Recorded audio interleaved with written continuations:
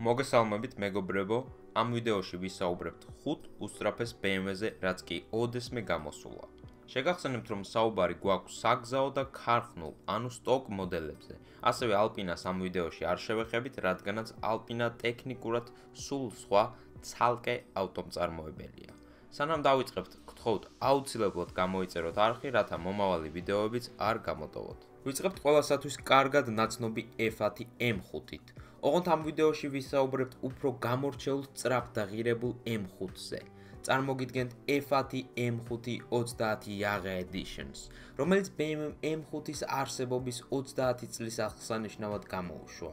იგი ჩვეულებრივი F1 M5-ისაგან განსხვავდება ძრავით, დაკიდების სისტემით და ფერით.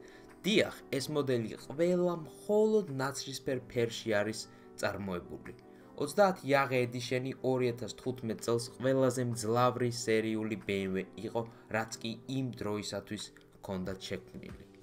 მას 4.4 ლიტრის მოცულობის Verva Twin Turbo ძრავი აქვს, რომელიც 600 გერმანელ ცხენსა და 700 ავსტრიელ ნიუტონ-მეტრს გამოიმუშავებს, რაც დამეთანხმებით, რომ ჩვეულებრივი M5-ისაგან განსხვავებით საკმაოდ მნიშვნელოვანი წინსვლაა.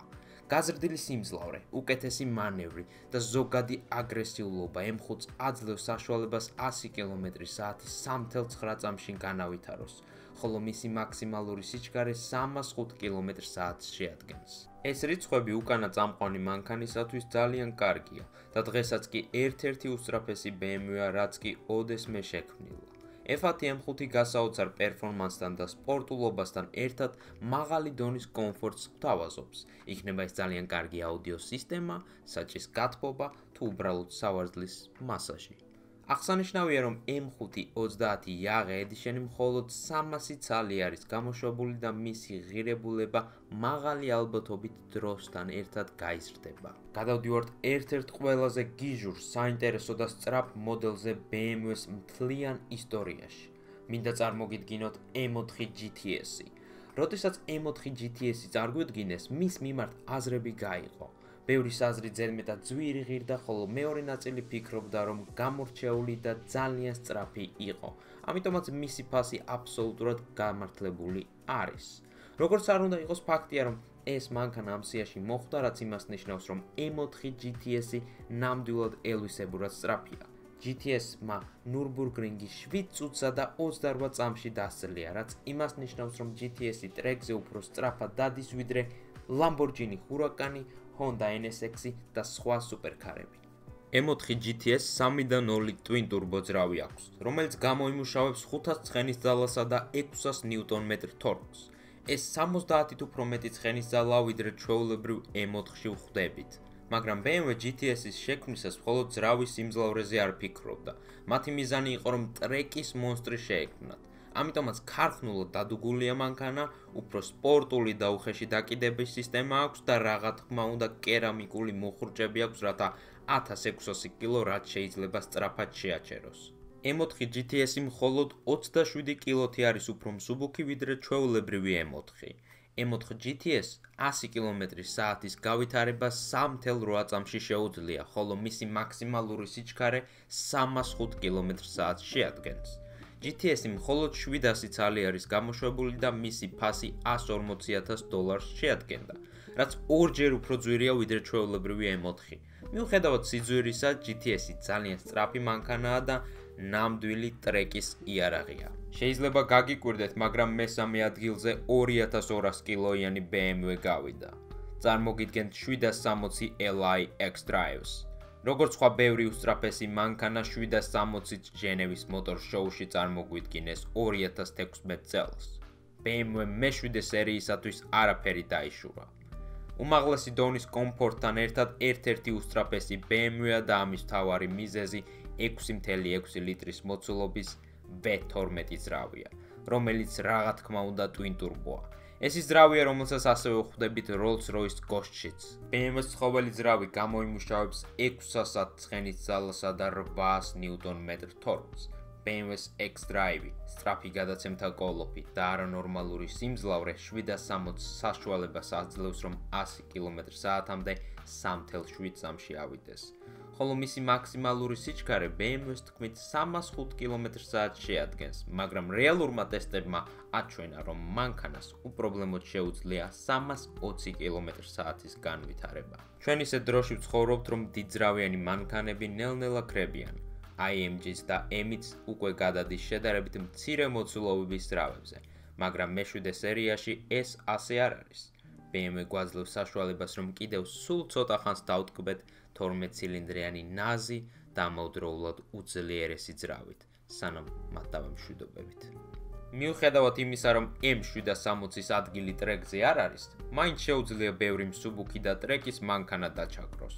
ხოლო ავტობანი ეს უკვე მისი სტიქია და აქ თითქმის ვერაფერი შეედრება მას. ამ მანქანით შეგიძლიათ 300 ითიაროთ და თან მაკდონალდსის ყავა მოსვათ მშვიდად, რადგან დარწმუნებული იქნებით, რომ არ დაგექცევათ. M760-ის ფასი $160,000-დან იწყება და ის ერთ-ერთი უსწრაფესი და ამავდროულად მდიდრული BMW-ა, რაც კი ოდესმე შექმნილა. გადავდივართ მეორე ადგილოსან BMW-ზე. მინდა წარმოგიდგინოთ M5 F90 Competition Edition-ი. F90 როცა 2017 წელს წარგვედგინეს, გაგვაკვირვა BMW-მ, რადგან ეს იყო პირველი M5, რომელიც 4-ვე წამყვანი გახდათ. BMW დრიფტთან და ხულიგნობასთან ასოცირდება, ამიტომაც 4-ვე წამყვანი M5 ცოტა გასაკვირი იყო. მაგრამ საბედნიეროდ F90 M5-ს აქვს ფუნქცია, რომ გამორთოთ წინა წამყვანი და მხოლოდ უკანა წამყვანი დარჩეს, რაც მოგცემთ საშუალებას, რომ იდრიფტაოთ იმდენი, რამდენის გაგიხარდებათ. ამ ვიდეოში ვისაუბრებთ Competition Edition-ზე, რომელიც ჩვეულებრივი M5-ისაგან განსხვავებით უფრო სპორტულია. მას უფრო უხეში და სპორტული დაკიდების სისტემა აქვს, რათა მოსახვეებში უკეთ შევიდეს. ასევე დადაბლებულია 7 მმ-ით. M5-ის გული 4.4 ლიტრის მოცულობის twin turbo ვერვა ძრავია, რომელიც გამოიმუშავებს 625 ცხენის ძალასა და 750 ნიუტონ-მეტრს, რაც ამ მანქანას საშუალებას აძლევს 100 კმ/სთ-მდე 3.3 წამში ავიდეს, ხოლო მისი მაქსიმალური სიჩქარე 305 კმ/სთ შეადგენს. დინოზე გატესტვის შემდეგ აღმოჩნდა, რომ მანქანა 625 ცხენის ძალაზე ბევრად მეც გამოიმუშავებდა, რაც სიმართლე გითხრათ BMW-საგან გასაკვირი სულაც არ არის, რადგან ეს პირველი შემთხვევა არაა, როცა მანქანა უფრო მეტ სიმძლავრეს გამოიმუშავებს, ვიდრე ამას თვითონ BMW გვეუბნება. F90 M5 დიდი ნაბიჯი იყო F10-ის შემდეგ. ის უფრო მსუბუქი, უფრო სწრაფი, კომფორტული და პრაქტიკულია.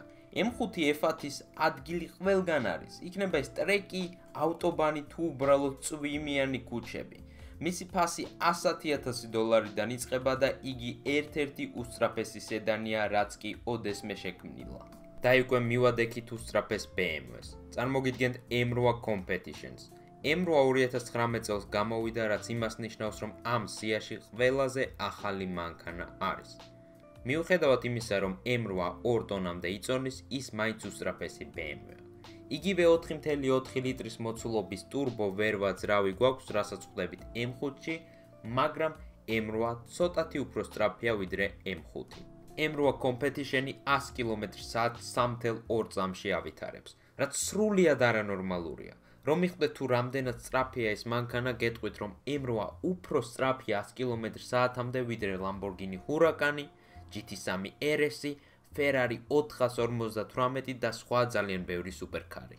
რა თქმა უნდა, ეს მანქანები ტრეკზე უფრო სწრაფად ივლიან და მათი მანევრიც უკეთესი იქნება, მაგრამ რეალურ პირობებში ძალიან ცოტა მანქანაა, რომელიც M8-ს გაასწრებს. M8-ს აქვს ძალიან სწრაფი გადაცემთა კოლოფი, რომელიც სიჩქარეებს წამის 100-ში რთავს და მუდმივი 4-ვე წამყვანი, რათა მანქანა მოეჭიდოს და 625-ვე ცხენი 100%-ით გამოიყენოს. მიუხედავად იმისა, რომ M8-ს შეუძლია ძალიან ბევრი სუპერკარი და სპორტსკარი დაჩაგროს, კომფორტის მაღალი დონე მაინც შენარჩუნებული აქვს და ჩემი აზრით კომფორტისა და სისწრაფის იდეალური მიქსია. თუ მოგეწონათ ვიდეო, გთხოვთ დაალაიქოთ და გახსოვდეთ, რომ შეგიძლიათ მოგწონდეთ BMW-ც და Mercedes-იც ერთდროულად. აბა მაგრად.